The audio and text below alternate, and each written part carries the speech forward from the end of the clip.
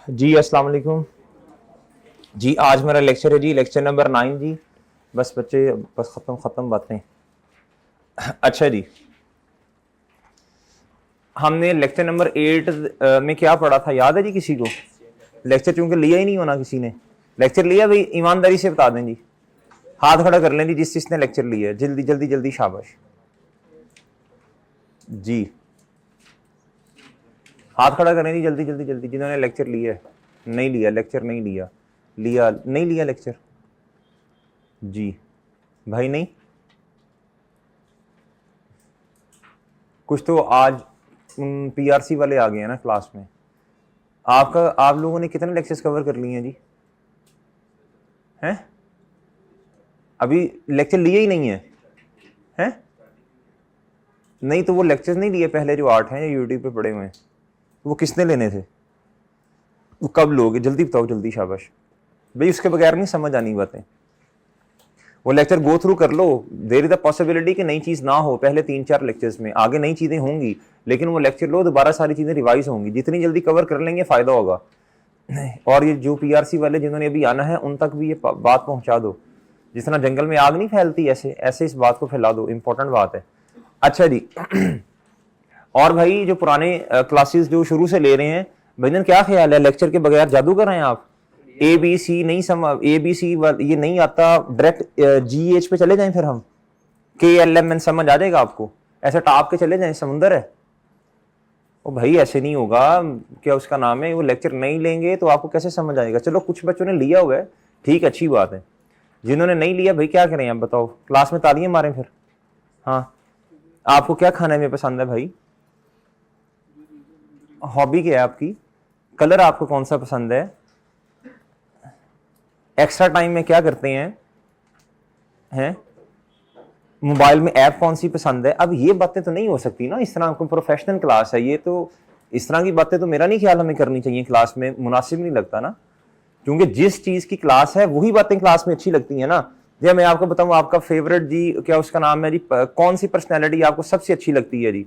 Cricket में team कौन सी सबसे अच्छी लगती है? प्लेयर आपका फेवरेट कौन है जी? आपको मेसी अच्छा लगता है या आपको रोनाल्डो अच्छा लगता है? रोनाल्डीनियो भी वो जी, कौन सा सबसे आपको बेहतर लगता है? मुनासिब नहीं है। चांद, बाबर आजम, कोहली का कंपैरिजन किसके? इररेलेवेंट बातें हैं सारी, क्या है? इसलिए क्लास में FAR1 की क्लास में मेरे चांद हम FAR1 की ही बातें करेंगे, फिर ही फायदा होगा ना। तो वो लेक्चर लेके आना था, लेक्चर नंबर 8। जिन्होंने नहीं लिया, जिन्होंने लिया उनसे मैं मुखातिब नहीं, उनको तो शाबाश ही दे रहा हूँ। शाबाश, वेल डन, छा छू गए हैं आप लोग।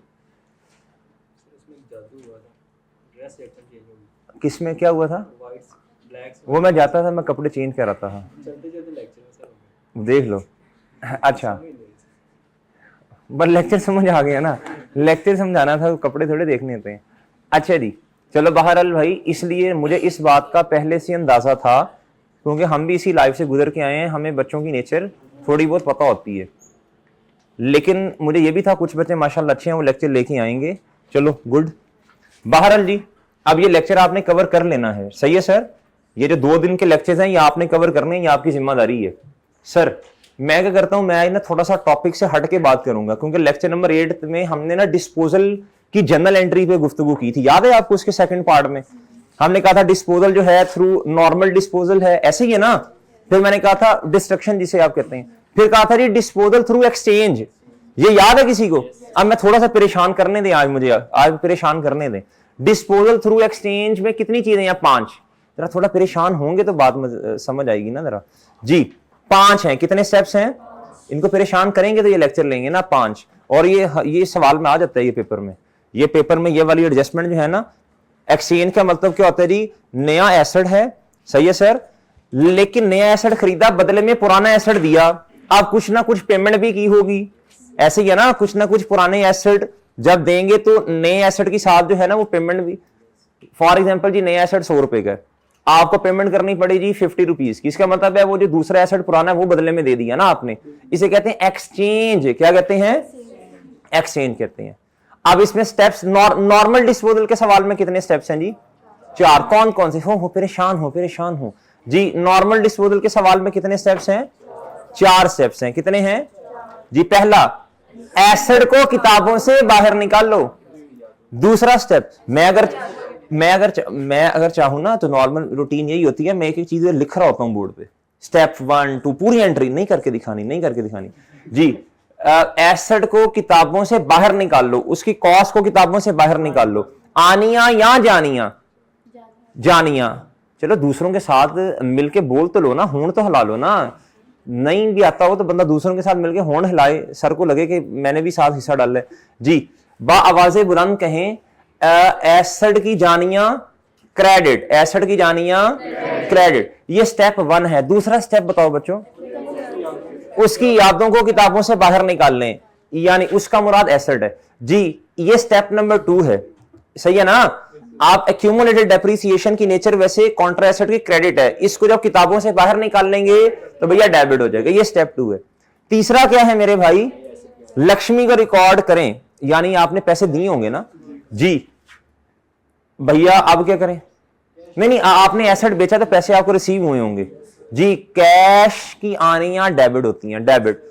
और ये मैंने बहुत डिटेल में समझाया था प्रॉफिट और लॉस को, बहुत डिटेल में समझाया था, आपको याद होगा। अगर लॉस है तो डेबिट साइड पे, गेन है तो क्रेडिट साइड में। ये तो मुझे अच्छी तरह याद है, लेक्चर नंबर 5 में समझाया था शायद, है ना, या 6 में, हाँ 5 या 6 में समझाया था। बहरहाल जी ठीक है। अच्छा जी, अब डिस्पोजल थ्रू एक्सचेंज, जी।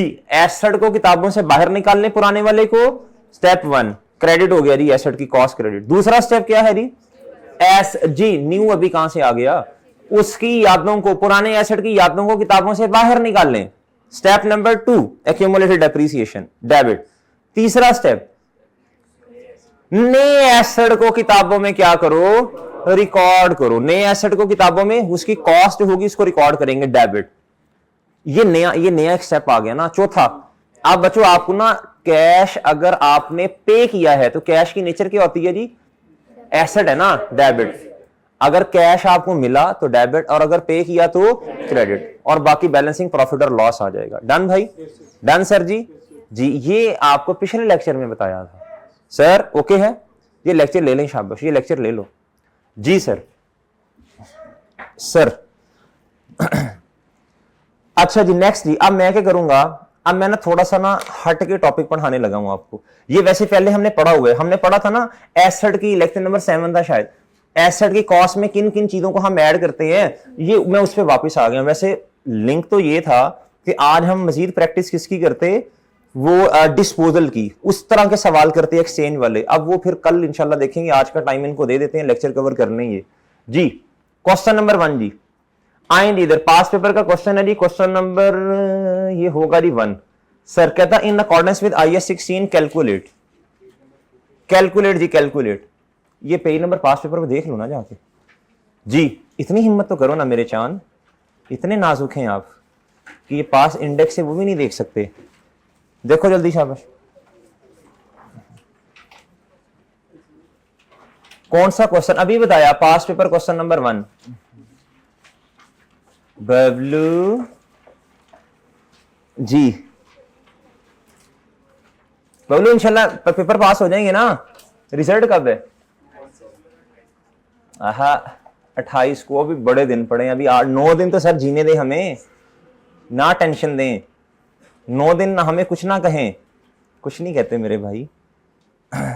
चलें बहरहाल, in accordance with IAS 16 calculate cost at which the plant would be capitalise, यानी एसेट की, यानी एसेट में किन किन चीजों को, एसेट की कॉस्ट में किन किन चीजों को आपने ऐड करना है, इसे कैपिटलाइज करना कहते हैं। दूसरा स्टेप कहता है, दूसरा part, depreciation for the year ended 31 December 2012 under the सीधा लाइन मेथड। ओके भाई, ले जी इधर आ जाए जी।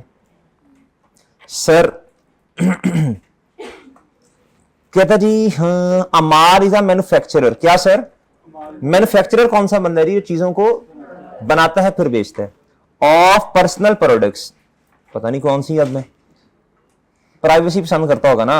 And has factory in 2 different मुल्कों में या शहरों में, शहरों में। On 1 November 2011 he bought a new state of the art plant, एक नया प्लांट ले लिया जी उसने, from Crons in corporation USA, यानी बाहरले मुल्क से प्लांट आ गया। सर इंपोर्ट किया होगा ना सर। कहता जी the invoice value of the plant was ₹250 million. कितना बच्चों?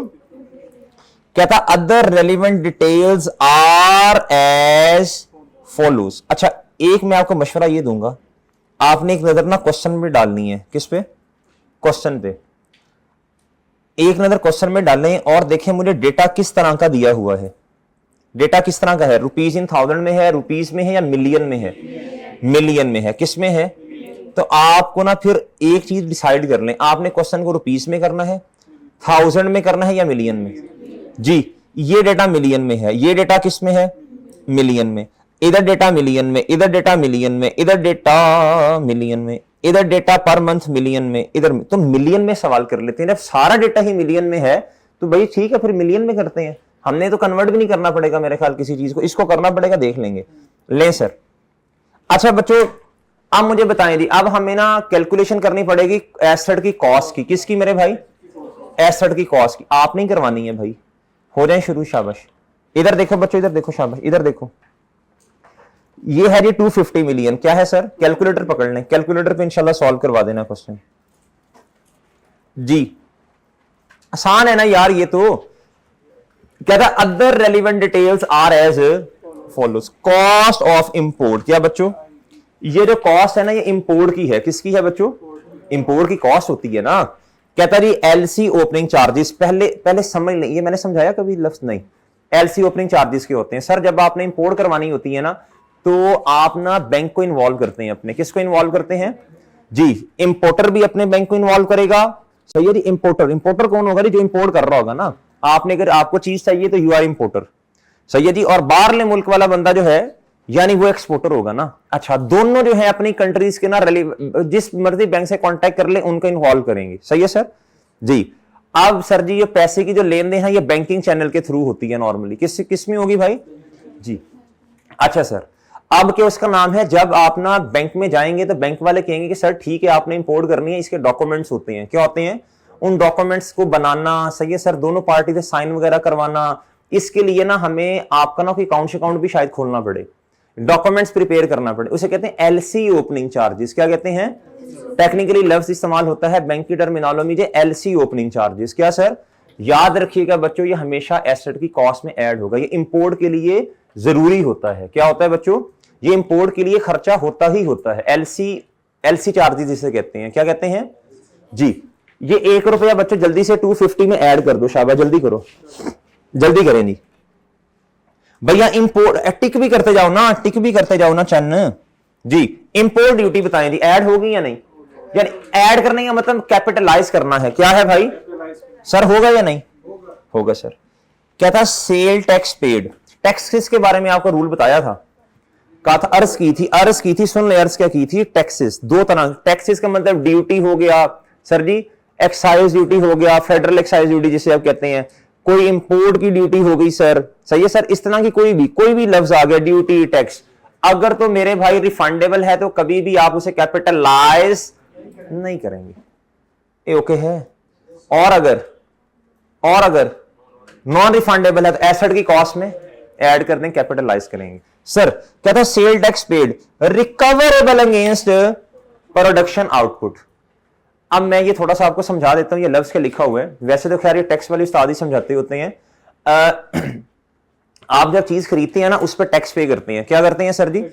जी, एक इनकम टैक्स है, एक सेल टैक्स है, दो है ना। आप ये टैक्स में कैफ 2 में डिटेल में पढ़ेंगे। खैर बहरहाल इधर सेल टैक्स है। सेल टैक्स की नेचर ऐसी होती है, आप जब ना चीजों को क्या करते हैं बच्चों, चीजों को बेचते हैं तो आप कस्टमर से ना टैक्स रिकवर करते हैं। क्या करते हैं भाई?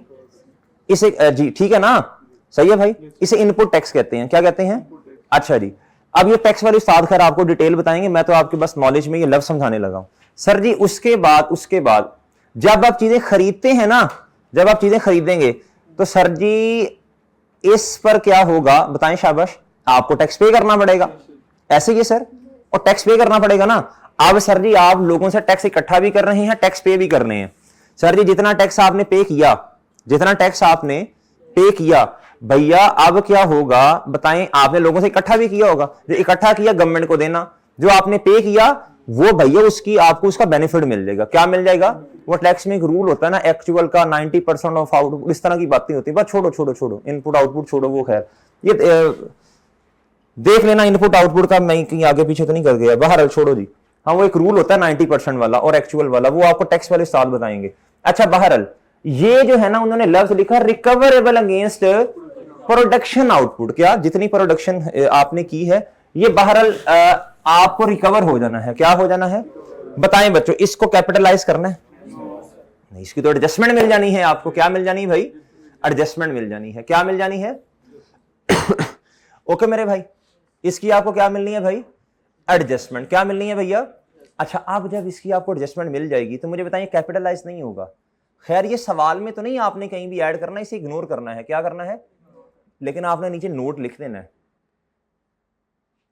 Sale tax paid is recoverable so not be included into the cost of plant. Asset का नाम प्लांट है। ओके मेरे भाई, सही है सर।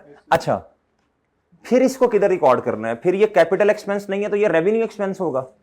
ये रेवेन्यू एक्सपेंस है ना, अगर आप एक्स टैक्स कभी बना रहे हुए तो ये प्रॉफिट और लॉस में एज एन एक्सपेंस आ जाएगा। ओके मेरे भाई, और सही है बच्चों, ये रेवेन्यू एक्सपेंस है, कैपिटल एक्सपेंस नहीं है।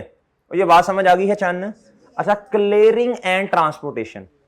सर जी देखो ना, क्लियरिंग एंड ट्रांसपोर्टेशन, क्लियरिंग का मतलब क्या? पोर्ट पे चीज आएगी, सही है ना, वो पोर्ट पे चीज आ गई ना, वो प्लांट पोर्ट पे आ गया, आपको सर वो क्लियरिंग के लिए ना कोई अमाउंट पे करनी पड़ती है। पोर्ट वालों को ना ड्यूटी श्यूटी पे करनी पड़ती है, अमाउंट पे करनी पड़ती है, वो हमेशा कैपिटलाइज होती है। और सर ये ट्रांसपोर्टेशन का मतलब है जी चीज को लेके आने का खर्चा होता है। ये भी एसेट की कॉस्ट में, सॉरी प्लांट की कॉस्ट में क्या हो जाएगा? ऐड। बताएं जी, ये इग्नोर और ये क्या बच्चों? ऐड। बताएं जी, ये तीनों ऐड करके कितना बना? 26 26 31। आगे आगे आगे सर, क्या था? Cost incurred on side preparation. ये साइड प्रिपरेशन के बारे में बताया था ना आपको। साइड प्रिपरेशन क्या होती है? सर जिधर प्लांट आना है ना, ऐसे नहीं हो जाना कि प्लांट आया ऐसे ताड़ करके लग गया, ऐसा नहीं होगा, ऐसा नहीं होगा। आपको प्लांट जब आएगा तो प्लांट बड़ा हैवी किस्म का है, तो भाई 250 मिलियन का प्लांट है। कितने का है? और ये सवाल भी 2013 में आया है, अब तो पता नहीं कितने मिलियंस में चला जाना इसने। सर तो आप मुझे बताएं, इतनी हैवी किस्म का जब प्लांट आएगा तो उसके लिए ना आपको साइड को, जगह को प्रिपेयर करना पड़ेगा। क्या करना पड़ेगा?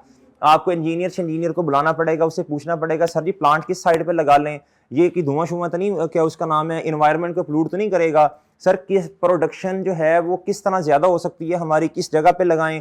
एक टेम्परेचर भी चाहिए होता है ना, रूम टेम्परेचर उसे कहते हैं, वो भी तो प्लांट को चाहिए ना। तो वो फिर आपको उसके लिए ना साइड को प्रिपेयर करना पड़ेगा, जैसा प्लांट है वैसी साइड भी बनानी पड़ेगी। सही है सर? और सही है। अब उसके लिए कहता अमाउंट पेड टू कंसल्टेंट, वो जो आपने इंजीनियर साहब से या किसी प्रोफेशनल को हायर किया ना सर जी, उसको जो अमाउंट पे की प्रोफेशनल ड्यूटी, बताएंगे एसेट की कॉस्ट में ऐड होगी? हाँ हाँ होगी होगी। Civil and electrical work sir जी, बताइए एसेट की कॉस्ट में ऐड होगी या नहीं होगी? 3 रुपए ऐड होगा। कहता था अबव, अब ये सुन ले, अभी सुन ले, जरा जज्बाती नहीं होना। द अबव इंक्लूड्स, अबव का मतलब ये दो ना, बहरहाल जिसमें मर्जी कर लें, उसने कौन सा बताया? Cost of equipment damage due to mishandling. अंग्रेजी तरह गौर से पढ़नी है, अंग्रेजी का मसला वैसे। अबव इंक्लूड्स, अबव का मतलब इन दोनों में से किसी में, ये 5 बनता है ना, इस 5 में ये शामिल है बच्चों 0.8 मिलियन। ये मुझे बताएं, ये जो मिस हैंडलिंग है, ये जो लॉस हुआ, वो मैंने एग्जांपल दी थी, मुझे याद है, शीशा पड़ा था आगे, प्लांट को कैरी कर रहे थे, सही है ना? बताओ इसको आपने क्या करना है बच्चों? अच्छा अगर नहीं, इग्नोर नहीं,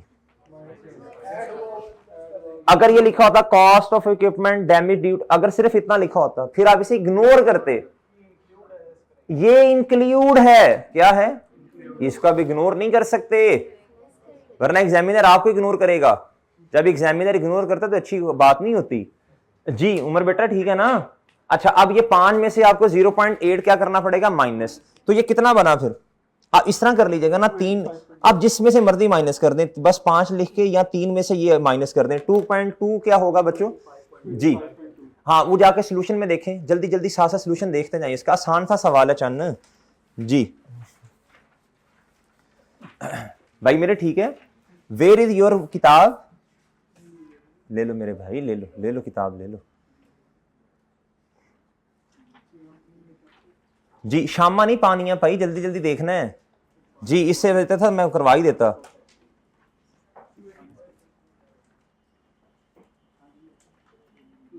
नया स्टैंडर्ड बनाने लग पड़े हो। ओ गुड्डू हेलो। ओ चांद, अभी तो मैं उस पर गया ही नहीं हूँ। अच्छा अभी तो मैंने कहा है इसको देखो ना, ये 0.80 माइनस कर दिया ना, बस सही है। आगे साथ साथ दिखा रहा हूं कि वो भी देखते जाओ जरा, कॉन्फिडेंस आ जाए हम सही है। The plant was received at the site on 1 Feb 2012। Plant कब आ गया बच्चों साइट पे? कहता था installation and test run were successfully completed in 3 महीनों में एट अ कॉस्ट। अच्छा मेरी बात सुन लो बच्चों, एक बहुत तवज्जो से बात सुननी है। प्लांट आ गया, क्या हुआ भाई? प्लांट आ गया आपके पास। अब सर जी जिस दिन प्लांट आता है ना, आपने ऐसे ताड़ करके उसे लगा नहीं देना, सही है ना? जिस तरह फॉर एग्जांपल ये एसी है, क्या है? ये एसी है जी भाई। एसी के लिए ये छोटा सा एसी आपको ये इंस्टॉलेशन करनी पड़ी होगी, ये दीवार को, ये साइड को प्रिपेयर करना पड़ा होगा, ऐसे ही है ना? या फिर इस तरह कस्टमर आई थी, कस्टमर्स के लिए एसी लगवाया, कस्टमर कह रहे हैं सर गर्मी है, आप कस्टमर को एसी नीचे लगा जिधर से हवा लेनी, मुनासिब नहीं होता ना ऐसे के, तो एक जगह पे फिट करना पड़ेगा, इसे क्या करना पड़ेगा? इधर फिट करना पड़ेगा, अपनी जगह पे लगाना पड़ेगा इसको। और सही है, अब देखो ना, मतलब आपको गर्मी लग रही है, अब एसी नीचे है, तो अब ये काबिल इस्तेमाल हालत में नहीं है, अभी ये काबिल इस्तेमाल हालत में नहीं है। अब ये तो नहीं बंदा कहता गर्मी लग रही है आप एसी उठाएंगे सर ये ले हवा ले लें, तो ये नहीं, इस तरह दीवार में आपको इंस्टॉल करना पड़ेगा। क्या करना पड़ेगा? इसकी इंस्टॉलेशन पे खर्चा आएगा ना सर जी, वो कैपिटलाइज होगा। वो क्या होगा भाई? वो क्या होगा बच्चों? कैपिटलाइज होगा। और याद रखना जिस दिन प्लांट आ जाता है, एक कॉन्सेप्ट है अवेलेबल फॉर यूज। क्या भाई? अवेलेबल फॉर यूज एसेट तब नहीं होता जबकि उसका नाम है आ गया, जब इंस्टॉल हो गया। क्या हो गया? और इंस्टॉल होने के बाद आपने उसका टेस्ट रन भी परफॉर्म कर लिया, टेस्ट रन कॉस्ट भी होती है, तब जाके एसेट जो है ना वो काबिल इस्तेमाल हालत में आता है। उससे ऑनवर्ड्स आपने डेप्रिसिएशन करनी होती है 4। अब ये कॉन्सेप्ट मैंने जुबानी बताया, अभी इसकी एग्जांपल्स भी करवाऊंगा। बहरहाल अभी इस सवाल में ऐसे कर लेना है, बाद में एग्जांपल भी करते हैं। अवेलेबल फॉर यूज क्या है, ये क्या सर आपने भी कहानी शानी बता दी है जी। इधर आए जी, ये 1 Feb 2012 भी कहता जी installation and test run were successfully completed 3 महीनों में। प्लांट कब आ गया था साइड पे? 1 Feb। 3 महीने आजकल के मुताबिक कितने बनते हैं? फेब, मार्च, अप्रैल, यही बनेगा ना जी। इसका मतलब है जी 1 मई पे, 1 मई पे क्या हो गया मेरे भाई? बताएं शाबाश। ये प्लांट रेडी टू यूज था, अवेलेबल फॉर यूज था। अब अच्छा जी कहता है जी ये 6 मिलियन है जी इस पे लगा, ये 6 मिलियन ऐड हो जाएगा? और ऐड हो जाएगा ना, कर दो ऐड कर दो शाबाश। और आगे कहता था net sale proceed of test run production work कितना जी? इसको क्या करना है? 1.2। असल में होता क्या मैं बताता हूं आप। असल में जब आप ना टेस्ट रन कर रहे होते हैं ना, तो भाई उसमें से ना कुछ अच्छे यूनिट्स भी बन गए। टेस्ट रन कर रहे थे और अच्छे यूनिट्स भी बन गए, जो आपने यूनिट्स बनाने थे वाकई ही वो बन गए। अब आपने क्या कहा? आपने कहा यार देखो कुछ यूनिट्स बन गए हैं, इनको मार्केट में बेच देते हैं। क्या करते हैं? जब मार्केट में बेचा तो भाई जब आपने टेस्ट रन कर लिया, जब आपने फाइनल प्रोडक्ट बनानी है तब भी तो मार्केट में चीजें बेचनी है ना। और अगर आज वो अच्छे यूनिट्स बन गए हैं तो ये भी मार्केट में बेचने हैं, तो ये तो आपकी इनकम नहीं होगी, फिर ये आपकी इनकम है। क्या है भाई? इसको प्रॉफिट और लॉस में लेके जाना है आपने, लिख लो इधर, ये प्रॉफिट और लॉस में जाएगा ना। नहीं ये तो मेरा जाती ख्याल है, ये कोर एक्टिविटी वाली इनकम है आपकी, ये तो आपकी कोर एक्टिविटी वाली इनकम है। ये स्टैंडर्ड में तो नहीं इस बात को उन्होंने एक्सप्लेन किया, लेकिन मेरा जाती ख्याल तो यही है, ये कोर एक्टिविटी वाली इनकम है। बाद में भी तो आपने ये यूनिट्स बनाने हैं ना, ये तो कोर एक्टिविटी वाली जी। अच्छा जी, बहरहाल छोड़ो, बहरहाल प्रॉफिट और लॉस में जाना है एज एन इनकम। ओके मेरे भाई, लें सर। अच्छा जी, पहले स्टैंडर्ड में चेंज था। पहले स्टैंडर्ड कहता था जितना टेस्ट रन है ना और जितने यूनिट्स बने हैं उससे जितनी इनकम आई, दोनों को आपस में नेट करो। क्या करो? अब ये स्टैंडर्ड में चेंज आ गया हुआ है, अब ये 2-3 अटेम्प्ट से ये चेंज हो गई है बात, सही है ना। अब ये पुराना रूल है, ये 6 मिलियन एसेट की कॉस्ट में कैपिटलाइज होगा, ये इनकम में शो होगा। इसे नेट नहीं करना, जो पुराने बच्चे पढ़ रहे हैं इस बात को लिख लें कहीं। पहले स्टैंडर्ड में ऐसा था 6 मिलियन है ना test run for example cost, उसमें से 1.2 मिलियन एसेट को बेचा आपने, खर्चा हुआ टेस्ट रन का, एसेट को नहीं बेचा, एसेट से बनने वाली चीज जो प्रोडक्ट है उसको मार्केट में बेच दिया, उससे रिकवरी हुई 1.2 की। स्टैंडर्ड पहले कहता था 6 में से 1.2 मिलियन माइनस करके नेट कॉस्ट रिकॉर्ड करो 4.8। अब ये रूल चेंज हो गया है। क्या हो गया है मेरे भाई? ऑब्सोलीट हो गया। अब वो कहता है 6 मिलियन एसेट की कॉस्ट में रिकॉर्ड करो और ये आपकी इनकम है। ओके मेरे भाई, इसलिए मैंने लिखवा दिया sir commercial production commenced on 1 मई। कब बच्चों जी? अब देखें एसेट रेडी टू यूज कब था? 1 मई पे। अब असल में कॉन्सेप्ट ये है, इधर देखो बच्चों, एसिड कह रहा है मैं मुझे इस्तेमाल कर लो, मुझे इस्तेमाल कर लो, मुझे इस्तेमाल कर लो। किस दिन एसिड से ये आवाजें आ रही हैं? 1 मई से ना, और आपने वाकई उस दिन से इसको इस्तेमाल करना भी शुरू कर दिया। ओके मेरे भाई, यानी इसका मतलब है जिस दिन एसिड अवेलेबल फॉर यूज था आपने प्रोडक्शन भी उसी दिन से शुरू कर दी। There is also a possibility कि एसिड से वादे आ रही हैं इस्तेमाल करने की 1 मई से, लेकिन आपने जो कमर्शियल प्रोडक्शन, जो प्रोडक्शन ऑर्डर ही नहीं कोई आया होगा ना, आपने प्रोडक्शन स्टार्ट की है जी 1 जून पे। अब ये दोनों तारीखों में क्या आ गया? कन्फ्लिक्ट, तजाद आ गया। क्या आ गया मेरे भाई? अब मुझे बताएं बच्चों, आप जब एसिड है उसको डेप्रिशिएट ऑनवर्ड्स किस तारीख से करना है? 1 मई से या 1 जून से? बताएं जी। जून से ना चन्न, जिस दिन एसिड अवेलेबल फॉर यूज होगा। अभी मैं आपको एग्जांपल्स करवाता हूं, तसल्ली से करवाऊंगा, 2-3 एग्जांपल्स करेंगे, ये कॉन्सेप्ट आपका सही हो जाएगा इंशाल्लाह। सही है ना? अभी मुझे बताइए जी, इस दिन से क्या हो गया बच्चों? बताओ शाबाश। एसिड ने डेप्रिशिएट होना है। इधर लिख लो, इधर लिख लो। इस वजह से नहीं कि कमर्शियल प्रोडक्शन शुरू हुई है, बल्कि बच्चों अवेलेबल फॉर यूज कब है? इसके साथ लिखो ना, 3 मंथ्स टाइम। इधर लिखो अवेलेबल फॉर यूज है 1 मई 2012। ओ सही है चन, हेलो जी, ओ ठीक है जी। अभी बच्चे घरों में हैं, सही है ना? आपके जज्बात हालात भी बदले होंगे जी, आंसुओं में बह गए आपके सारे वही। तो भैया ये क्या पढ़ने, सीए में पढ़ने के लिए बच्चे आते हैं, ऐसे टेटो पार्टीज करने नहीं आते जी। जब कल नोटिस आया होगा तो आप बड़े खुश हो गए होंगे फिर, या हा मज़ा आया जी, सिमेट्री में आ गई चीज़ें दोबारा वापस, और अल्हम्दुलिल्लाह हमने पर्चे पास करने हैं अपने। सही है ना? या ऐसे कि यार क्या मुसीबत है यार, तो ठीक है, कोई मसला नहीं है। पढ़ने को दिल नहीं करता, अब्बा जी को बता दें फलां काम कोई वो करना है मैंने, जो आपको अच्छा लगता है वो शुरू कर लें, फिर दफ़ा करें सीए को। क्या ख्याल है? तो मेरे भाई पढ़ना पड़ेगा। क्या करना पड़ेगा? मेहनत करनी पड़ेगी। ऐसा नहीं है जो आपको नजर आता ना, या फलां बंदा जी इस लेवल पे पहुंच गया भाई, ये सारे मेहनत से आते हैं। क्या आते हैं? हाँ, अपनी किस्मत लक भी होती है, खैर वो थोड़ी बहुत होती है। ऐसा नहीं होता कि लक कह दी चलो जी ताड़ करके। एक चीजें जो है ना ये सिमेट्री से चलती हैं। अल्लाह अपनी सुन्नत के मुताबिक दुनिया का निज़ाम चलाते हैं, कुदरत के मुताबिक नहीं चलाते। कुदरत में तो ये है कि ये भाई बैठे हैं, अल्लाह ताला ऐसे कादिर है ना कि भाई के यकदम क्या कहते हैं 60 साल की एज कर दें, लेकिन आहिस्ता आहिस्ता करके इनकी ग्रोथ होगी। ऐसे ही है ना, ये अल्लाह की सुन्नत है। दुनिया का निज़ाम अल्लाह की सुन्नत के मुताबिक चलता है। जिस चीज़ की मेहनत करोगे वो अल्लाह ताला आपके लिए आसान कर देंगे। भाई बात समझ रहे हैं कि नहीं समझ रहे? ये एक सुन्नत है, कुदरत है। अल्लाह की जो कुदरत है वो सुन्नत पे हावी है, लेकिन दुनिया का निज़ाम चलता कैसे है? अब कुदरत क्या है मेरे चांद? कुदरत ये है कि गलत काम करे ताड़ करके फरिश्ता चपेड़ मारे। ये अल्लाह चाहे ऐसा कर सकते हैं ना, मेरे 2 फरिश्ते इधर बैठे हैं, इनमें चपेड़े मारने वाला भी एक चपेड़ मार ले अगर वो फारिग, तो इस तरह मसला तो नहीं है। लेकिन अल्लाह कहते हैं नहीं टाइम दो, टाइम दो, टाइम दो, टाइम दो, एंड पे देखेंगे सारी चीजें। ये अल्लाह अपनी सुन्नत के मुताबिक निज़ाम चलाते हैं। हाँ, लेकिन अंदर ज़मीर है एक, वो देता है, कहता है हाँ बंदा बन जा, इंसान बन जा, इंसान बन जा। ये अंदर से बबलू भाई आवाज आती है ना एक, आपके अंदर तो ज़मीर भी काफी बड़ा हो, वाह हैवी किस्म की बात आएगी। ये बबलू भाई हमारे पीआरसी के दोस्त हैं जी, तो इनके साथ हमारा हंसी मजाक चलता रहता है। अच्छा जी, अब मेरे भाई देखो, मेहनत करनी है आपने, क्या करना है जी। ऐसा ना हो कि क्या उसका नाम है, फिर आप ये जहन में बिठा के बैठे हो कि कोई मसला नहीं है, घर बैठते हैं, लेक्चर तो यूट्यूब पे आते रहेंगे, इंशाल्लाह ये बंद हो जाएंगे। ठीक है ना? ये इंशाल्लाह हम करवा लेते, हो जाएंगे इंशाल्लाह इंशाल्लाह इंशाल्लाह जी। तो सीरियस बच्चों की है, वरना ऑनलाइन शिफ्ट हो जाए ना फिर। अच्छा सर, बहरहाल जी आगे आए जी। कहता during the period in which the plant was installed admin and general overheads. अब मेरी बात सुने बच्चों, हमने एक लफ्ज पढ़ा था, क्या भला?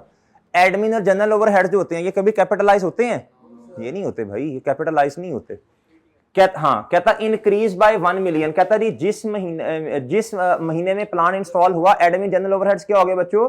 बढ़ गए। हम कॉस्ट नहीं पढ़ रहे, ये हम ना काउंटिंग पढ़ रहे हैं। क्या पढ़ रहे हैं जी? वो नहीं होता कि सारी इंक्रीमेंटल, वो छोड़ो उस बात को।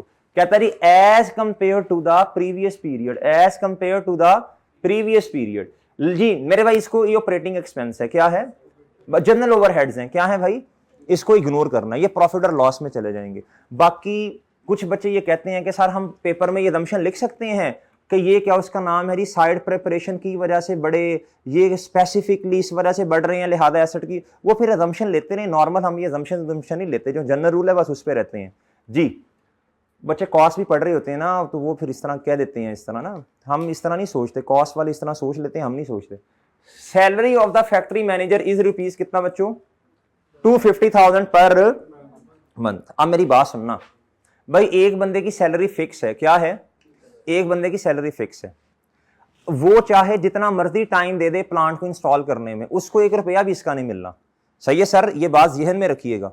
हाँ, एक बंदे की सैलरी वेरिएबल है, वो कहते नहीं अगर आप अपना टाइम जो है ना इस जगह पे इन्वेस्ट करेंगे तो आपको ऑरली जो है 1500 रुपया दिया जाएगा। अब वो जितने घंटे इस पे लगाएगा ना, वो हम कहते हैं जी ये इसको जो हमने प्रोफेशनल को पैसे दिए, जो वेजेस दी हैं, जो लेबर काम कर रही होगी, ये हम एसेट की कॉस्ट में ऐड कर देंगे। लेकिन इधर जरा गौर से देखना, कहता है इस बंदे को जो फिक्स सैलरी दे रहे हैं ना, कहता है ही contributed 30% of his time in supervising the installation. अब इधर बच्चे कंफ्यूज होते हैं, यहाँ पे आ जा या चला जा जी, इधर बच्चे क्या होते हैं भाई, कंफ्यूज होते हैं, क्या होते हैं।